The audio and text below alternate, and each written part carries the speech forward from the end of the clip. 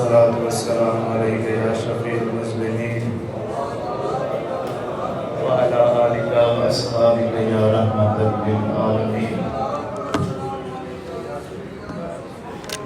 دوستان من، یاران طریقت اہلیان محبت، ہمارے لیے اللہ کے فضل، کرم اور مہربانی کی یہ دلیل ہے کہ ہمارے جملہ گناہ، نقائص، کمزوریاں، غلطیاں، کوتاہیاں، لرزشیں اور اعمال میں نقصانات کے باوجود اللہ کریم ہمیں یاد محبوب سے روشنی لے کے تو دوسروں تک پہنچانے کی توفیق عطا فرمائے. تو یہ اللہ کا فضل ہے اور اللہ کا ہی کرم ہے. اور یہ کلام یاد محبوب اس مرد حق شناس کا کلام ہے کہ جس نے ساری زندگی جو راہ سے بھٹکے ہوئے تھے ان کے بازو پکڑ کے کھینچ کے انہیں راہ للہ اور آمنہ کے لال کی طرف لاتے ہیں. تو یہ یاد محبوب کے جب نغمے ہم سنتے ہیں تو یہ ہمارے دل کی دنیا کو آباد کر دیتی ہے. اور یہ یاد محبوب جو ہے یہ ہماری روحانی غذا کا اہتمام بھی ہے.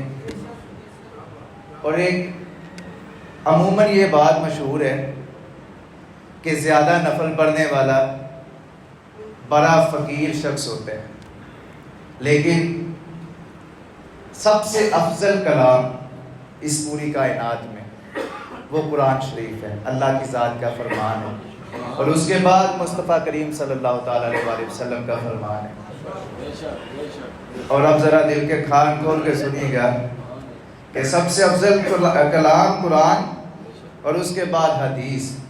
اور حضرت صاحب نے اس قرآن اور حدیث کو تفسیر بیان کر کے اور انتہائی عاجزی انکساری کے ساتھ یاد محبوب تحریر فرمائی کہ سادہ سے سادہ شخص بھی یاد محبوب پڑھ کے تو سورہ رب العالمین اور سورہ یار دوڑتا چلا جائے. اور یہ یاد محبوب جو ہے وہ اس راہی، اس مسافر کے رستے کو آسان بناتی چلی جائے. کہیں حضرت صاحب نے الا ان اولیاء اللہ لا خوف علیہم ولا هم یحزنون کی تفسیر بیان فرمائی. کہیں تتجافى جنوبهم عن المضاجع يدعون ربهم خوفا وطمعا ومما رزقناهم ينفقون کی تفسیر بیان فرمائی. کہیں یختص برحمتہ من یشاء واللہ ذو الفضل العظیم کی تفسیر بیان فرمائی. کہیں ان المسلمین والمسلمات والمؤمنین والمؤمنات والقانتین والقانتات والصادقین والصادقات والصابرین والصابرات والخاشعین والخاشعات والمتصدقین والمتصدقات والحافظین فروجهم والحافظات والذاکرین اللہ کثیرا والذاکرات اعد اللہ لهم مغفرۃ واجرا عظیم کی تفسیر بیان فرمائی. کہیں اللہ نور السماوات والارض مثل نورہ کمشکاۃ فیہا مصباح فی زجاجۃ کأنہا کوکب درّی یقطع من شجرۃ مبارکۃ زیتونۃ لا شرقیۃ ولا غربیۃ یکاد زیتها یضیء ولو لم تمسسه نار نور علی نور یہدی اللہ لنورہ من یشاء ویضرب اللہ الامثال للناس واللہ بکل شیء علیم. کہیں اس کی تفسیر بیان فرمائی. کہیں وما ارسلناک الا رحمۃ للعالمین کی تفسیر بیان فرمائی. کہیں یاسین والقرآن الحکیم انک لمن المرسلین کی تفسیر بیان فرمائی. تو گویا یاد محبوب جو ہے یہ قرآن اور حدیث کی ایک مکمل تفسیر ہے جو ہم جیسے سالکین کو ان کی منزل کو آسان کرنے کے لیے حضرت صاحب نے ہمیں بیان فرمائی. اور ہم اس کا سہارا لیتے ہوئے اپنے رب اور اپنے حبیب کی منزل کی طرف دوڑتے چلے جاتے ہیں. تو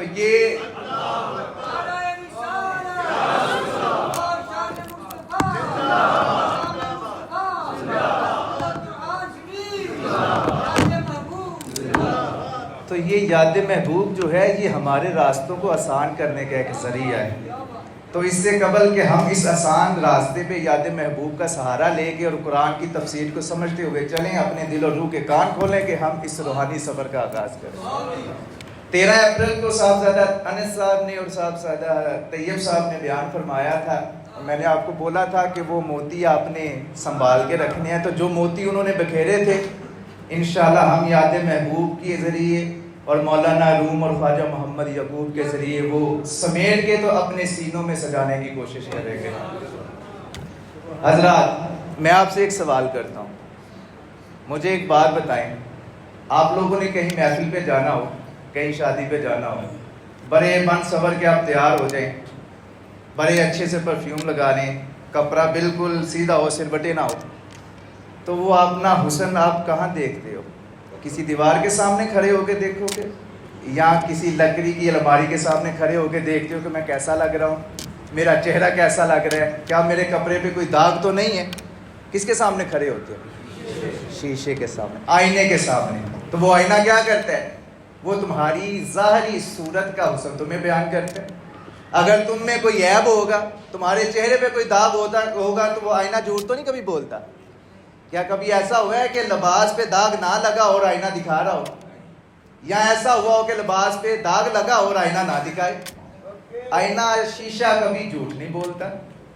تو آپ لوگ جب یہ ظاہری حسن ہے, اس کو جب بھی آپ نے دیکھنا ہے, کہیں بھی جانے سے پہلے تو آپ شیشے کے سامنے کھڑے ہوتے ہیں, بنتے سنورتے ہیں, دائیں بائیں سے دیکھتے ہیں, اوپر نیچے سے دیکھتے ہیں کہ کہیں سے کوئی کسر کوئی کمی تو نہیں رہ گئی, کوئی ایسا تو نہیں کہ میں کہیں محفل میں جا کے بیٹھوں تو لوگوں کی تنقید کا باعث بنوں, لوگ مجھ پہ نکتہ چینیاں کریں کہ کیسا لباس پہن کے آ گیا, لباس داغدار, چہرے پہ کیسے نشان.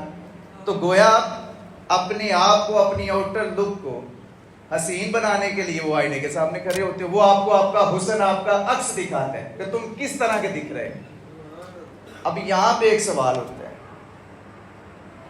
کہ وہ جو آئینہ ہے, آپ اس کے سامنے جب کھڑے ہوتے ہیں تو وہ تو آپ کو ظاہری حسن دکھا گیا. اب جو انر سول ہے, so where you will go and ask, کس شیشے کے سامنے جاؤ گے؟ Where you will stand and ask to the mirror about your inner soul. کس شیشے کے سامنے جا کے اس روح کو پیش کرو گے کہ بتاؤ بھی میری روح کیسی ہے؟ کیا کسی شخص نے آج تک روح دیکھی ہے؟ کوئی شخص ایسا دعویٰ کر سکتا ہے کہ میں نے اپنی روح دیکھی ہوئی ہے؟ جی کوئی ایسا شخص نہیں. یا کوئی آئینہ ہی ایسا ہو کہ جو تمہاری روح دکھا دے؟ کوئی ایسا آئینہ نہیں. دنیا کے تم پوری دنیا گھوم پھرو, پوری دنیا میں چلے جاؤ, کسی بھی معمار کے پاس چلے جاؤ, تمہیں کہیں ایسا آئینہ نہیں ملے گا جہاں وہ تمہاری روح کا حسن بتا سکے. لیکن ایک در ہے جہاں تجھے تمہاری روح کا حسن پتہ چل جائے گا. وہ کیا ہے؟ وہ نگاہ یار ہے.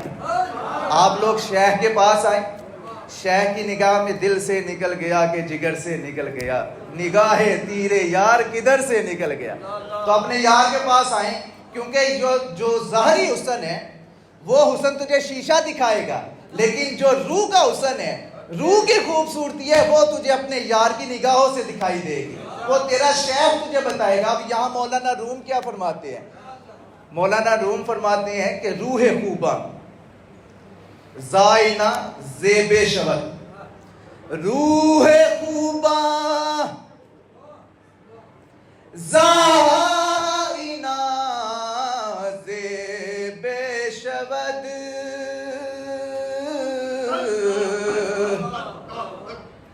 روح خوباں زائنہ زیب شود,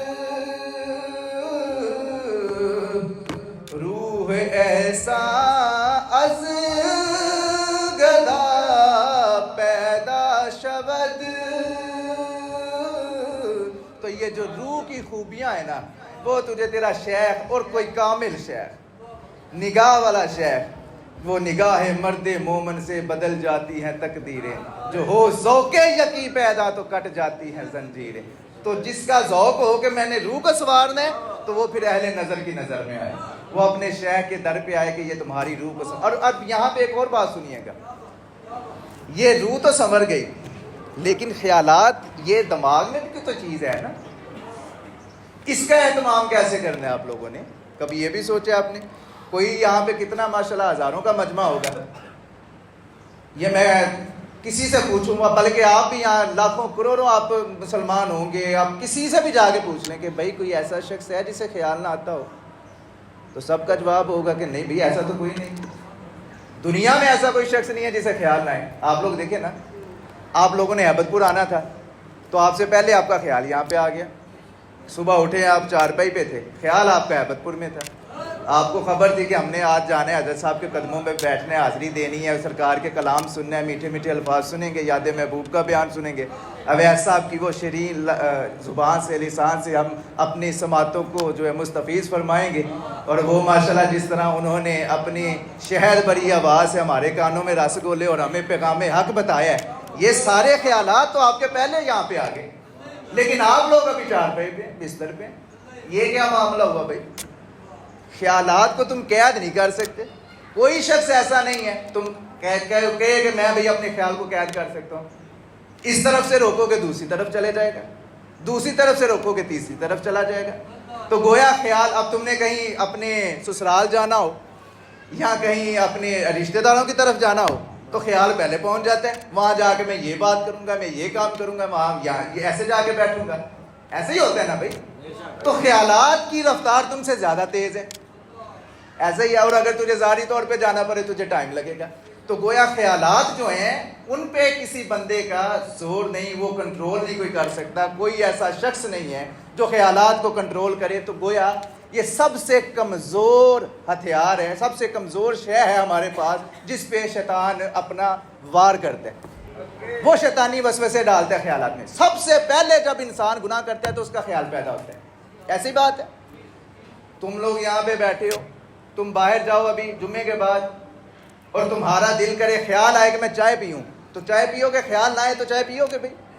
خیال آئے گا تو کوئی عمل کرو گے نا. خیال آئے میں نے پانی پینا ہے تو پانی پیو گے, نہ آئے تو نہیں پیو گے. تو گویا جب بھی گناہ انسان کرتا ہے, گناہ کا ارادہ, تو پہلے سب سے شیطان حملہ اس خیال پہ کرتا ہے. اس میں وہ وسوسوں کی بوری لا کے اور ڈھیلتا ہے. اس میں وہ حسد اور بغض اور یہ چیزیں کینہ, یہ سارا اس دماغ میں پہلے آتا ہے, پھر وہاں سے ہوتا ہوتا یہ روح تک پہنچتا ہے, پھر یہ روح کو برباد کرتا ہے, پھر یہ روح میں غلاظتیں اور گندگی کا ڈھیر جو ہے نا وہ ڈالتا ہے. تو اب آپ سے ایک اور سوال کرتا ہوں, اب ان خیالات کو پاک کیسے کرنا ہے؟ یہ آئی صاحب ہیں, ان کی بیکری ہے, یہ اعجاز صاحب کی دکان ہے. آپ لوگ بھی کاروبار کرتے ہوں گے. آپ لوگوں کو ایک مثال دیتا ہوں, یہ سادہ مثالیں آپ کو اس لیے دیتا ہوں کہ آپ کی زندگی سے جو چیز ریلیٹ کرتی ہو نا وہ انسان کو جلدی سمجھ آ جاتی ہے. اور میرا اصل مقصد بھی بات سمجھانا ہی ہوتا ہے, کیونکہ حضرت صاحب نے ہمیں پیغام بھی یہ دیا ہے کہ بھئی ہر بندے کے دل میں بات اترنی چاہیے, اسے سمجھ آنی چاہیے کہ ہم جہاں پہ جا رہے ہیں وہاں سے کیا لینے جا رہے ہیں, اور جب واپس یہاں سے جائیں گے تو ہم نے کیا سبق سیکھا ہے, کیا لے کے ہم گئے. تو اس لیے میں سادہ سے سادہ آپ کو سمجھانے کی کوشش کرتا ہوں. آپ مجھے بتائیں, آپ لوگوں نے دکان کا کاروبار کرتے ہیں, یہ ڈاکٹر صاحب بیٹھے ہوئے ہیں یہاں پہ, یا سلیم کو موبائلوں کا کام کرتے ہیں. آپ لوگ جب صبح اٹھتے ہیں تو آپ کے خیال بھٹکتے رہتے ہیں, کبھی دائیں چلا گیا, کبھی بائیں چلا گیا, کبھی کہیں چلا گیا, کبھی کہیں چلا گیا. جب تک آپ اپنے اس مرکز میں دکان پہ پہنچنا چاہیں آپ کا دماغ بھٹکتا رہے گا کہ بھئی میں نے ابھی فلاں بندے سے بھی پیسے لینے ہیں, آج میں نے دکان پہ زکریا جی جا کے یہ عمل کرنا ہے, آج میں نے فلاں بندے کے ویزے کا پروسیس کروانا ہے. دماغ بھٹک رہا ہے نا. ویزا وہ اسے زکریا کو دیکھ کے مجھے یاد آ گیا, دعا کریں اللہ پاک اس کے بیٹے کو بے شمار اس کے حلال عطا فرمائے. زکریا جی آپ کے لیے بڑی دعائیں ہیں, اللہ پاک نے آپ کے بیٹے کو بڑی عزتوں سے نوازنا ہے انشاءاللہ. یہ اس فقیر کی دعا ہے آپ کے لیے.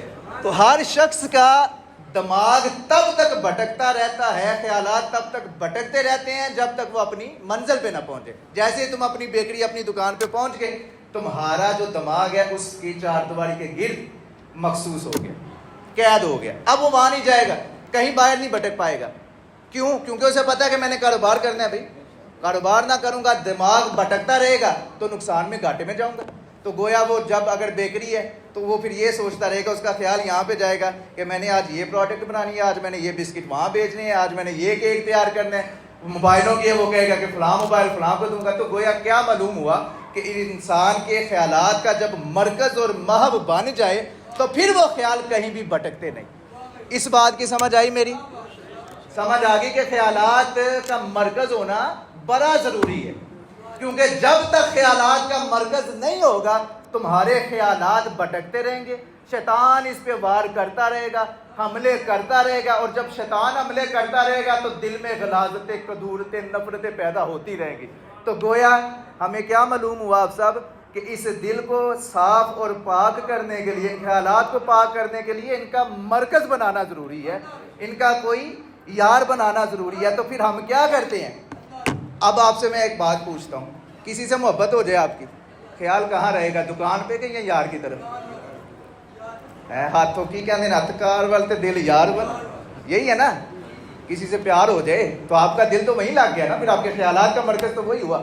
تو ہمیں کیا معلوم ہوا کہ جب بھی وہ کیا کہتے ہیں نا کہ یہ تقاضۂ عشق ہے یا میرے آنکھوں کی مستی، یہ تقاضۂ عشق ہے یا میرے آنکھوں کی مستی، کھولوں تو دیدار تمہارا، بند کروں تو خیال تمہارا. تو یہ چیزیں خیالات کا ہمیں خبر ہوئی کہ جب خیالات کا کوئی مرکز، کوئی محو بن جاتا ہے تو پھر خیال بھٹکتے نہیں. تو جب ہم نے اپنے خیالات کو کا ایک مرکز بنانا چاہا تو ہم نے اپنے حضرت صاحب کی ہستی کو چوز کیا، اپنے حضرت صاحب کو چن لیا کہ جب وہ ہماری محبت، ہماری پریت، ہماری لگن ان کے ساتھ لگ گئی تو ہمارے خیالات فقط جب بھی گھومتے ہیں ہمارے شیخ کے گرد گھومتے ہیں. ہمارے خیالات جب بھی سوچیں گے تو فقط اپنے یار کا سوچیں گے، فقط اپنے دلدار کا، اپنے چاہنے والے، محبت کرنے والوں کا سوچیں گے. تو ہم نے اپنے خیالات کا رخ پھیر دیا اپنے شیخ کی طرف. اور یہاں پہ بات ختم نہیں ہوئی. جب شیخ کامل نے یہ دیکھا، ہماری یہ طرف، یہ جلن، یہ مچلنا، یہ پھرکنا دیکھا تو انہوں نے اس سے بھی آگے ہمیں چلانا چاہا، ہماری منزل کو اور آگے بڑھانے کے لیے یاد محبوب کا سہارا دے کے ہمارے خیالات کو آمینہ کے لال کی طرف موڑ دیا کہ اب ان مریض کا مرکز، ان خیالات کا مرکز مصطفیٰ کریم کی ذات ہے کہ جس سے آگے، جس سے بڑی کوئی ہستی نہیں. تو جب ہمارے خیالات سرکار کے ساتھ جا کے مل جائیں گے تو پھر جب بھی شیطان اپنے وسوسوں کا بورا لے کے آئے گا تو وہ جب ہمارے خیالوں پہ نظر ڈالے گا تو اسے خبر ہو جائے گی کہ یہ مصطفیٰ کریم کا غلام ہے، اس کے تو لو لو میں آمینہ کا لال رچا بس ہے. تو وہ انشاءاللہ فوراً تمہارا یہ خیال اور مصطفیٰ کریم کے نور کی جھلک دیکھ کے فوراً دوڑ کھڑا ہوگا. تو یہ ہمارے قبلہ عالم کا فضل ہے. زندہ باد.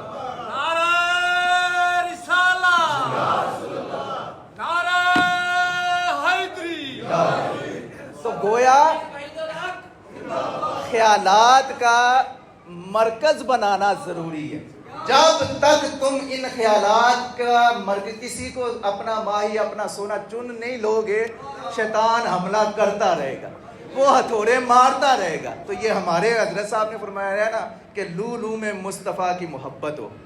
وہ کیا کہتے ہیں؟ دل بر دا نام سونا لو لو سما گیا، دل بر دا نام سونا لو لو سما گیا، سونے دی وچ محبت میں گلستان ہو گئی. اور پھر کیا فرمایا کہ دل بر دا نام پڑھیے، دل بر دا نام پڑھیے، خود نو بے نام کر کے رسم عشق یعقوب اے بیان ہو گئی. تو یہ حضرت صاحب نے ہمیں طریقہ بتایا ہے کہ تو نے شیطان کے وسوسوں سے کیسے خود کو محفوظ کرنا ہے. تو نے اپنے ان خیالات کو مرکز اپنا شیخ بنانا ہے اور پھر ان کا کام ہے، انہوں نے ہمیں ہمارا ہاتھ تھامنا ہے اور انشاءاللہ ہمیں مصطفیٰ کریم کی بارگاہ تک لے کے جانا ہے. اور یاد محبوب کا یہی کام ہے.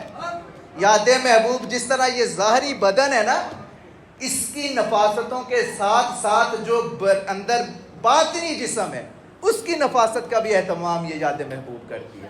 اور یہ یاد محبوب اور پتہ ہے کیا کام کرتی ہے؟ جو راہ سے بھٹکے ہوئے ہوں ان کا یہاں سے ہاتھ تھامتی ہے اور روحانی قوت کے ساتھ اور اپنے شیخ کی نگاہ کے ساتھ وہ ہاتھ تھام کے تو ان گناہ گاروں کو اللہ کے حضور سجدہ ریزی کرواتی ہے. اور پھر جب وہ سر، وہ جبیں اللہ کی بارگاہ میں جھکتی ہے تو پھر یا ایھا الانسان ما غرک بربک الکریم، کیا بھٹکے ہوئے انسان لوٹ کے آ دیکھ تیرا رب کتنا کریم ہے. تو یہ یاد محبوب ہمیں یہ درس دیتی ہے کہ اپنے خیالات کا مرکز و محو فقط یار کو بناؤ. اس سے کیا ہوگا؟ خیال بھی پاک ہوگا، روح بھی پاک ہوگی.